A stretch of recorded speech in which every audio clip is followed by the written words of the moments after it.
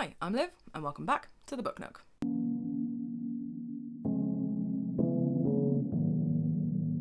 Hey guys, so this is now my third attempt at filming this video. I'm going to try and get through it because otherwise my day will be entirely wasted. So I tried filming it this morning and had various problems with my camera. I was like, right, sod it, I'll do it on my phone. Film the whole thing on my phone. It was great, it was perfect. Apart from the fact that I hadn't flipped it and everything was back to front and the video was all over the place. So then, I've just sat and filmed it again, only to find the microphone connection was rubbish and the whole way through my talking there was this noise. So, third time lucky? Because otherwise I'm just going to end up throwing my phone out the window and there will be no more videos. And so over the past couple of weeks I've been in a bit of a brain funk again. My mental health's been a bit blur, it just seems to happen and this time of year is not helping, etc, etc. And so I've been in a bit of a funk about filming, so I haven't filmed. That has been the pattern for the last few months. I seem to be averaging about one video a month these days. All of this I'm saying, I know I've said at some point, but I can't remember exactly when I said it, so this is slightly driving me mad. So I figured today the video I would do for an easy win, she says on her third time of asking, was to do a video about my books that I have chosen for Simon over at Savage Reads Bookish Hibearnation, a tag thingy mabob. So Simon, of course, is hosting Book Hibearnation again, the autumn edition. He's hosting this one with his mum, HRH Louise, a savage-tastic hibernation period. And they did a video with a list of prompts and a bit of a discussion about it. I'll link that down below if you fancy watching the whole thing. And I thought I would do my list of books. I sat down and had a little look because, as I've mentioned before with these kind of themed reading things, if I only choose one book per prompt, I end up feeling really restricted and kind of rebel against myself and my own restraints that I have arbitrarily poured upon myself, I'm just going with it, and then I end up not reading any of the books. So I've gone with another kind of to be chosen from TBCF. Is that going to catch on instead of TBR? TBC? To be chosen, TBC.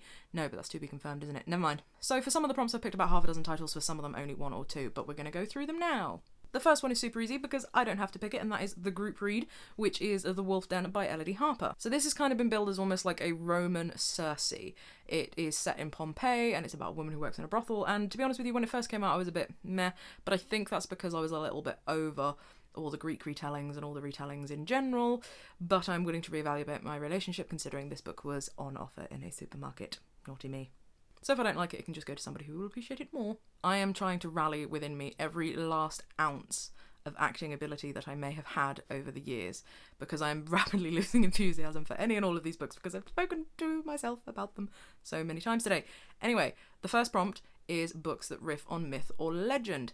And having said that I'm a bit Greeked out, the other month I did receive a very exciting book from Kate McQuaid over at Nobrow Press, and she sent it to me in anticipation of National Poetry Day, and I never got around to doing anything with it. Soz, Kate.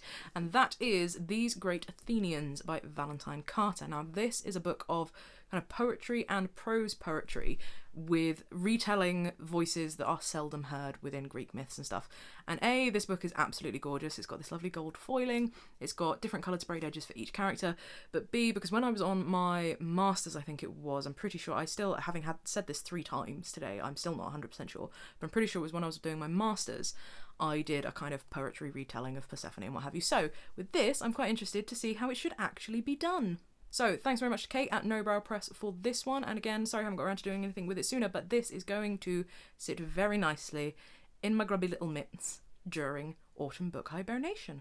So the other books I've chosen for this prompt I don't actually have physical copies of, I have digital editions of, but one I will have a physical copy of tomorrow, and that is The Goddess Chronicle by Natsuo Kirino. Now this is a retelling of the Japanese myth of Izanami and Izanagi. I don't know much more than that. It's another Canongate canon retelling myth book. And I love the Canongate canons and the myths, so yay. Because when I was looking at this prompt I was like, right, I don't want to do all the Greeks. A, I've done most of them. B, other than These Great Athenians, I'm a little bit kind of, there's nothing particularly new and exciting about them for me at the moment as a reader, nothing against any of them, and I just wanted to go for myths and legends that weren't necessarily the Western ones that we all know about. Another choice for myself during this period is The Golem and the Genie, I don't know how I'm saying it right, by Helen Wecker. Now this one I think was bigger in America than over here. I could be totally wrong and I could have just totally passed me by. And this is a book that is a kind of fantastical-esque novel set in, I want to say New York, and drawing on Jewish and Middle Eastern mythology and legends. So again, the non-Western kind of ones we all know about. If you've read that book, have a little chat with me in the comments below. I am intrigued to see what you think. And two more little ones that I may pick up for this prompt, but let's face it, probably not, but they're options. One is a book that Barbara, I believe, I can only remember Barbara, over on Simon's announcement video said in the comments, is The Firestarters by Jan Carson, which has got mermaids/sirens in it, so that sounds cool. That also ticks another prompt, but we'll circle back to that later. And The Manning Tree Witches by A.K. Blakemore, because it's witchy as fuck, and Alice and Bethany over at What Page Pod have loved that book, and I meant to get around to reading it in hardback and I didn't. And on the hardback, if I'm really stretching these prompts, on the hardback, there's a tree, and the next prompt is books with woods on the cover. I can't stretch it that far, that's a bit much even for me, isn't it? So, the next prompt, books with woods on the cover, or set in the woods, or set somewhere remote. I kind of focused on the woods element because I got in my head that I couldn't think of many with woods on, and then I remembered this one here, the little wooden robot and the log princess. I actually... Every time I've done this, the 3 times I've done this today, I've said that wrong every single time, and I finally got it right. Payoff. It's all been worth it. It's totally not been worth it. This is by Tom Gold. Tom Gold, you know, is one of my favourite illustrators. I love all of his collections of illustrations. He does little doodles for New Scientist and one of the newspapers that I can never remember which one it is. But this is his first children's book. It is set in the woods, and the characters are made of wood. So, triple wood. Woodception. Got wood. Nope. So I'm super excited to spend half an hour with this one. I ostensibly got a copy for my godson, but it's for me, innit? Actually, you know what, I don't know why I'm bothering with this next one, because each time I've recorded this video, I have realised more and more I'm not likely to get to this in the next 2 weeks. But Richard Powers' Overstory's got trees on the front. You're welcome. If I fancy something particularly ghosty in the next 24, 48 hours, I may go with M.R. James's The Ash Tree, because trees. As I say, I was kind of struggling with this prompt, and then actually yesterday in the bookshop we had a lovely little book arrive from Influx Press, which ticked so many boxes that it came on home with me, and that is In the Pines by Paul Scratton. This has got woods on the cover. It is a fictionalised memoir of someone's relationship with woods, and it's got lovely pictures in it. Tick, tick, tickety, tick, tick. I've said so much more about that book in other recordings of the video, but I'm losing the will. Another book that has got woods on the cover that also kind of fits the non-fiction prompt is Underland by Robert Mcfarlane, which I finally got to grips with, because each time, Underland, Overstory, Richard Powers, Robert Mcfarlane, Robert, Richard, Under, Over. It's been a very confusing time. That one I do have a physical copy of, but I've left it upstairs, and each time I've recorded this I have not cared to go and get it. That book also has an orange cover, which brings us neatly on to the next prompt, which is books with an orange cover. So first of all, let's go with Everyone in This Room Will Someday Be Dead by Emily Austen, which is feeling closer and closer to my heart with each iteration of this video. Very excited for this one. Again, lots of people have loved it. It may be a little bit too deathy for me, but I'm hoping that the kind of light-hearted elements and the other elements of it counteract the deathy bit that I will struggle with. You guys know I did not go on with Mrs. Death on account of all the death. Yeah, should have seen that one coming. Another one with an orange cover, which I may give a go, is Yajiasi's Homegoing, because I loved the writing of Transcendent Kingdom so much, and Homegoing is one of those that came out when I was still working in Waterstones, I think, and yeah, it's meant to be amazing, so I may get around to that one. And also My Mess is a Bit of a Life by Georgia Pritchett. Again, lots of people raved about this one. Simon Savage recently posted a little thing on Instagram about having read that one and loved it. Also, a non-fiction one, so that's non-fiction covered, because I can only really think of 2, because the rest of November is going to be non-fiction November. I may pick up some others, so I was like, right, I'm going to go for these 2. So we've covered Myth and Legend, we've covered Woods on the Cover, we've covered Orange Books, and we've covered non-fiction. The other prompts I struggled with a little bit more to find enough books to kind of give me much choice. So the next prompt is a cozy book. Now obviously Lauren over at Lauren in the Books does cozy reading night, and I'm so here for that vibe and the whole kind of... But for me, that is reading in a cozy environment. That's the cozy reading bit. When I think of cozy books, I always go to cozy crime, which isn't really my kind of jam, so I kind of struggled to pick something cozy. And then I realised one book that is probably one of the most consistent books that as a bookseller I have been told off for never having read would very much, I feel, fit this vibe, and that's 84 Charing Cross Road. So maybe this year will be the year that I finally get round to reading the book that everybody tells me I should have read. We'll see. That's my cozy pick, and I'm kind of hoping to read one book from every prompt, so it's kind of got to be this one. The next prompt is a book with fall, fallen, or falling in the title, so it excludes fell, which means none of you can read Sarah Moss's The Fell for this prompt, but I very much recommend you reading it anyway because it's a very good book. struggled with this one to start with, and I found a lot of books with fall or fallen or falling in the title that had a lot to do with plane crashes, and I was like, nah, I'm good. So I have actually gone for a book which I remembered, which was so silly that I had forgotten about, which is Watch Her Fall by Erin Kelly. You guys know how much I love Erin Kelly, and this is her latest thriller set in the world of ballet, and I got sent a digital proof of it over the pandemonium, and I think I just never, considering how excited I've been about it, the fact that I never got around to it was a bit silly. So here goes. And then the last prompt we haven't covered is a book with a bonfire on the front of it, or a fire if we couldn't find a bonfire. And again, like a lot of people, I was kind of struggling with that one. The Firestarters by Jan Carson, as suggested by Barbara on a comment, not only fits the myth and legend thing, but also has a big old bonfire on the front. So cheers, Barbara. That is very much in the mix. But also, I remembered Kirsten Ritter of Jessica Jones Whatnot fame. I don't know why I'm just dismissing her like that. She wrote a thriller called Bonfire. I'm pretty sure it's got a bonfire on the front. Oh shit, I didn't actually even check that. Every iteration of this video, never thought to check if it's actually got a bonfire on the front, but it's got the word bonfire on the front, so I'm having it, okay? Let me have this. It's been a very long filming day. By the time I edit this, I will have discovered, and if the thumbnail here has a bonfire on it, this is my face. If the cover here does not have a bonfire on it, this is my face. As celebrity written thrillers go, I've heard that that one's actually quite good. And I remember when it came out, I was kind of intrigued by it, but just never got around to it. If I don't get on with that one or don't fancy it, who knows, maybe I'll go for a slow fire burning by Paula Hawkins, because that's got fire on it and stuff.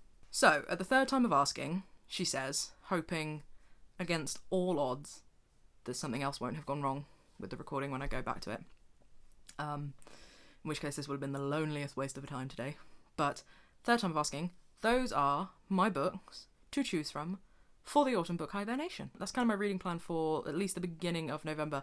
For the rest of November seems to be this quite bookish month in this kind of sphere. We've got the book Hibearnation. It's also non-fiction November. There's Norsemember going on.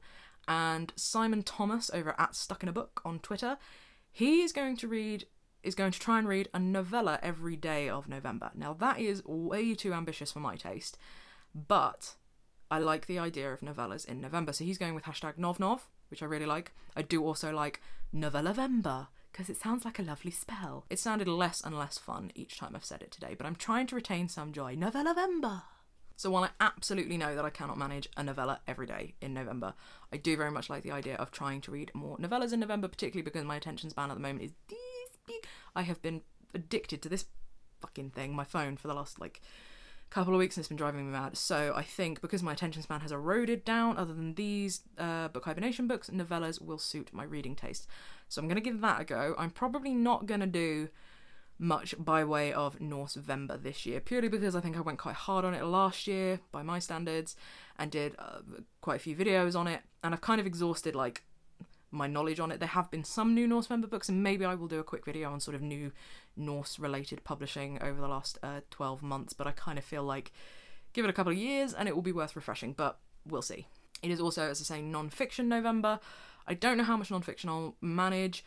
My reading over the last couple of weeks, I can't remember which version of the video I said this in, has been more miss than hit. I've been trying to read non-fiction because that's what I've been kind of wanting, but my brain has not had the capacity to deal with non-fiction. We shall see if reading some fiction for book Hibearnation kind of fixes that and resets my brain, which I'm kind of hoping it will. So we'll see if I do any non-fiction for non-fiction November. Again, I can't remember which version of the video I've said this in, I'll discover it in the footage, but I haven't read that much this month. I also can't remember when I last actually did a wrap-up. I need to check that. In between each version, haven't checked that either. So I will do a wrap-up soon. There's not much that I've read because my reading slowed down, but it is what it is. And I don't know that I will bother doing a haul, because my last haul I called an August haul, but it should have been a September haul. There was an August and September overlap, and then there's ended up being a September and an October overlap, and I can't remember when I actually bought a load of these. And there's a lot of stuff here that I've acquired over the last month, so I may not bother, or I may just do an edited highlights, or I'll just do an Instagram post probably. A much more chilled out energy to this video than my last two, and maybe that's the cure. To bring down my energy, I just need to film each video 3 times and suck all the joy out of it. No, I am very excited to read some of these books. I'm just done with this for the day. So are you planning on joining in with book Hibearnation? It is the 29th of October to the 13th of November. If you're joining in, what books have you chosen? Have a little chat with me in the comment below. Have a chat with me about any of the books that I have chosen. Have you read any of them? Have you not read any of them? Are you interested in any of them? Are you going to be joining in with Novellavember? Have a little chat with me in the comments down below. As per usual, I'm definitely signing off now because I am done. Thanks very much for watching, and I'll see you next time for some more shenanigans out my face area. Happy reading. Goodbye.